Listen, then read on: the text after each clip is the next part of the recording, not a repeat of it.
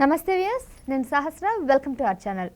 ప్రశాంత్ కిషోర్ పోయినసారి ఎలక్షన్లో సీఎం జగన్మోహన్ రెడ్డి అధికారంలోకి రావడానికి ప్రశాంత్ కిషోర్ కీలకమైన వ్యక్తిగా మారారు. మనందరికీ తెలిసే ఆయన సహకారంతోనే ఆయన అధికారంలోకి వచ్చారన్న కూడా విషయం కూడా తెలిసిందే.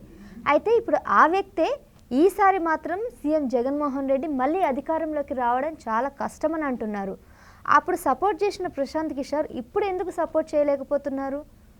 అలానే చంద్రబాబు నాయుడు మీద ఏం హెల్ప్ చేయడానికైతే కూడా కాదు, కానీ వాస్తవాలను అన్ని దృష్టిలో పెట్టుకొని ఎవరికి అమ్ముడు పోకుండా ఉన్న విషయాలు చెప్పడానికి ప్రయత్నం చేశారని కూడా అంటున్నారు.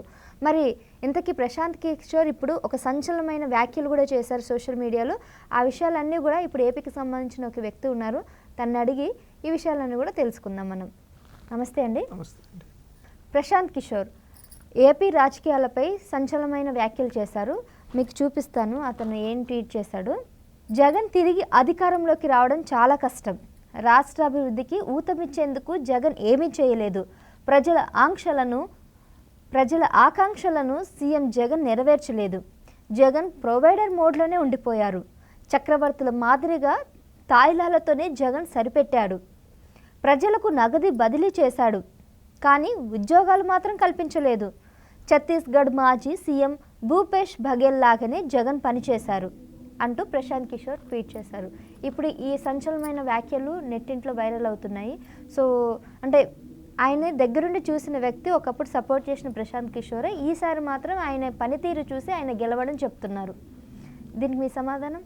ఒకటి, జగన్మోహన్ రెడ్డి ఓడిపోతాడని ఎవరిని అడిగినా చెప్తారు. ఈరోజు ఈ ఉమ్మడి ఆంధ్రప్రదేశ్లో కావచ్చు, ఎక్కడైనా కానీ జగన్మోహన్ రెడ్డి పరిపాలన చూసిన ప్రతి ఒక్కరు జగన్ ఓడిపోతాడని చెప్తూ ఉన్నారు.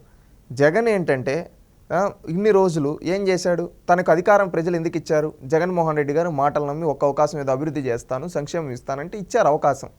దాంట్లో ప్రశాంత్ కిషోర్ పాత్ర అనేది కీలకం. ప్రశాంత్ కిషోర్ చెప్పినట్టే జగన్ చేయడం, అందువల్ల లాస్ట్లో గెలిచిన తర్వాత ప్రశాంత్ కిషోర్ని జగన్ వాటేసుకోవడం, ఇవన్నీ చూసాం.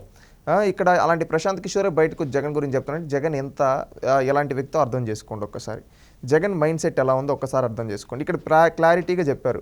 జగన్ ఏంటంటే ప్రొవైడర్ మోడ్లోనే, ఇచ్చే దాంట్లోనే ఉండిపోయాడు, కానీ చేసే దాంట్లో అంటే చేయాల్సింది ఇచ్చేది కూడా ఏ విధాలుగా ఇస్తున్నాడు? పన్నులు పెంచి ఇవి తన ఇంట్లో సొమ్మేమి ఇవ్వటం లేదు అనుకోండి.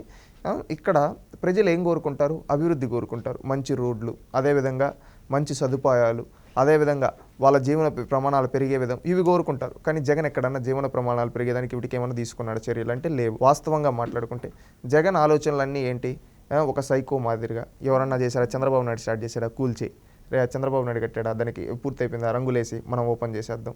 చంద్రబాబు నాయుడు శిలాపలకం ఉందా? తీసే, నా శిలాపలకమే. చంద్రబాబు నాయుడు అది చేశాడా? తీసే, ఇదేసే అనే మోడ్లోనే ఉంది తప్పితే ప్రజలు ఏం కోరుకుంటున్నారు? చంద్రబాబు నాయుడు కన్నా మనం ఎక్కువ చేద్దామనే మైండ్ సెట్ రాలేదు. అందుకని ప్రజలు ఇంతసేపు చూశారు. ఏమన్నంటే డబ్బులు ఇస్తున్నా అంటాడు. ఎవరు డబ్బులు ఇస్తుండవు? ప్రజల డబ్బు నువ్వేంటి ఇచ్చేది? గతంలో ఉన్న వాళ్ళు కూడా ఇచ్చారు కదా. ఈరోజు మళ్ళీ అవి ఇచ్చే దాంట్లో కూడా మళ్ళీ కోతలు. ఈయన బటన్ నొక్కతాడు, అవి మాత్రం ప్రజల జోబీలోకి రావు, వీళ్ళ పక్కన వీళ్ళ కాంట్రాక్టర్ జోబీలోకి పోతాయి. ఆ విధంగా అయిపోయింది. అందుకని ప్రజలు చూసి విసుకెత్తిపోయారు. ఏ విధంగా ఎంత భారం మోస్తారండి? ఈరోజు ఒకసారి 2 సార్లు కరెంట్ ఛార్జీలు, 9 సార్లు కరెంట్ ఛార్జీలు పెంచారు. ఎలా ఓర్చుకుంటారు? అంత భారం వస్తూ ఉంటే. అప్పుడు చంద్రబాబు నాయుడు ఉన్నప్పుడు అవే వాడుతున్నాం, ఇప్పుడు మేము అవే వాడుతున్నాం, ఎందుకు పెంచేశారు అని అంటారు. ఈ ప్రభుత్వం యొక్క చేతగానితనం వల్ల ఇన్నిసార్లు పెరగాల్సి వచ్చింది. ఈ చేతగాని ప్రభుత్వం వల్ల ప్రజలు ఎన్నో కోల్పోయారు. అందుకని ఈరోజు ప్రజలందరూ రియలైజ్ అవుతూ ఉన్నారు, ఈ జగన్ని బయటికి పంపించేయాలి. ఈ జగన్ని బయటికి పంపిస్తేనే మనకు వృద్ధి. ఎందుకంటే ఈ జగన్మోహన్ రెడ్డి అనేక విధాలుగా ఇతను చెప్పిన నవరత్నాలు కూడా సక్రమంగా నెరవేర్చలేదు. ఆరోగ్యశ్రీ అన్నాడు, 1000 రూపాయలు దాటితే ఆరోగ్యశ్రీ. ఈరోజు ఎక్కడ అసలు ఆరోగ్యశ్రీ? ఎక్కడ ఆరోగ్యశ్రీ అనేది బిల్లులు యాక్సెప్ట్ చేయటం లేదు. ప్రైవేట్ హాస్పిటల్స్ ఏవి, గవర్నమెంట్ హాస్పిటల్స్ అయితే అగమ్య గోచర స్థితిలోకి వెళ్ళిపోయాయి. కనీసం పట్టించుకోకుండా మళ్ళీ మద్యపాన నిషేధం అన్నాడు, చేయలేదు. కల్తీ మద్యం తీసుకొని వచ్చి పేదవాళ్ళ ప్రాణాలు తీస్తూ పేదింటి మహిళల మాంగళ్యాలు తెంచుతూ ఉన్నాడు. మళ్ళీ అదేవిధంగా ఫీజు రియంబర్స్మెంట్ అన్నాడు. ఒకప్పుడు ప్రాపర్గా ఉండే fees reimbursement college to government ఉండేదాన్ని తీసేసి వసతి దీవెన విద్య దీవెన తన పబ్లిసిటీ కోసం చేసి ఈరోజు ఎవరికి ఫీజు రియంబర్స్మెంట్ ఇవ్వకుండా చేశాడు. ఈ విధంగా ఎంతోమంది నష్టపోయారు. ఈ విధంగా నష్టపోయిన ప్రతి ఒక్కరు ఏంటంటే వాళ్ళకేముంది? సమయం 5 ఏళ్ళకి ఒకసారి వస్తుంది, ఓటు అనే రూపంలో. ఆ ఓటుతో వాళ్ళు బుద్ధి చెప్తారు. ఈరోజు ఆ ఓటు అనే వజ్రాయుధంతో రేపు జగన్ని ఓడించడానికి సిద్ధంగా ఉన్నారు. ఇదే సర్వేల్లో బయటపడేది ఇదే, అదే పొలిటికల్ స్ట్రాటజిస్ట్ చెప్పేది ఇదే, అనలిస్టులు చెప్పేది ఇదే, మాలాంటి యువత చెప్పేది ఇదే, అదేవిధంగా రాష్ట్రంలో ఉండే ప్రతి ఒక్క వర్గం వాళ్ళు చెప్పేది ఏంటంటే జగన్ ఓడిపోబోతున్నాడు చిత్తుగా. ఇది కొంతమంది మైకుల ముందు చెప్తారు, కొంతమందికి భయం ఉంటుంది, మనసులో పెట్టుకుంటారు, కొంతమంది ఇంకొక దగ్గర చెప్తారు, ఇంకొక దగ్గర చర్చిస్తారు. ఈ విధంగా ఉంటుంది పరిస్థితి. మీరు ఆయన వ్యాఖ్యలు గమనించారా? చక్రవర్తిలాగా పరిపాలించడానికి ప్రయత్నించాడే అన్నాడు తప్ప చక్రవర్తి లాగంటే ఏమంటే రాచరికంలోకి వెళ్ళిపోయి నేనే రాజుని, నేను ఎక్కడున్నా ఉంటా, అందరూ నా దగ్గరికి రావాలంటే కుదరదు. ఇది ప్రజాస్వామ్యం. ప్రజాస్వామ్యంలో నువ్వు ప్రజల దగ్గరికి వెళ్ళాలి. నువ్వు ప్రజల దగ్గరికి వెళ్లకుండా నేను కూర్చొని ఉంటాను, నేను ఏడే కూర్చుంటే పరిపాలన జరిగిపోవాలంటే ప్రజలు యాక్సెప్ట్ చేయరు. ఈరోజు ఎక్కడైనా కావచ్చు, ఏ నియోజకవర్గంలోనే కావచ్చు, ఎవరైనా కావచ్చు, ప్రజల దగ్గరికి వెళ్తేనే ప్రజలు యాక్సెప్ట్ చేస్తారు. ప్రజల మధ్యలో ఉంటేనే ప్రజలు యాక్సెప్ట్ చేస్తారు. ప్రజల మధ్యలో లేకపోతే ఎందుకు యాక్సెప్ట్ చేస్తారండి? మీరైనా నేనైనా. ప్రజలకు కావాల్సిందేంటి, వాళ్ళు చేయాల్సిందేంటి చాలా ఉంటాయి. ప్రజలకి వాళ్ళ అందుబాటులో ఉండడం కోరుకుంటారు. వాళ్ళకి అడిగిన ఏదైనా సమస్య, చిన్న సమస్య అయినా తీర్చడం కోరుకుంటారు. అవి నాయకుడి యొక్క లక్షణం. ఈరోజు జగన్మోహన్ రెడ్డి ఒక్కసారైనా ప్రజా దర్బారు పెట్టాడా 5 ఏళ్లలో?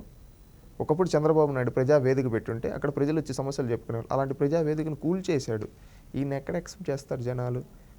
ఈయన రాజులాగా రాచరికంలో ఉన్నట్టు నేను తాడేపల్లి ప్యాలెస్లో కొనుక్కుంటా, పబ్జీ గేమ్ ఆడుకుంటా, నిద్రపోతూ ఉంటా, ఆవులు ఇస్తూ ఉంటా, పరిపాలన జరిగిపోవాలంటే ఎవడు యాక్సెప్ట్ చేస్తాడు? నేను ఎక్కడ కూర్చొని బట్టలు నొక్కుతా అంటే నొక్కేది ఉడికి కావాలి. అదే నగదు బదిలీ చేసాము, నదిలు ఇచ్చాము తప్ప ఇప్పుడు డబ్బు అంటే ఎవరు డబ్బు ఇచ్చాడు?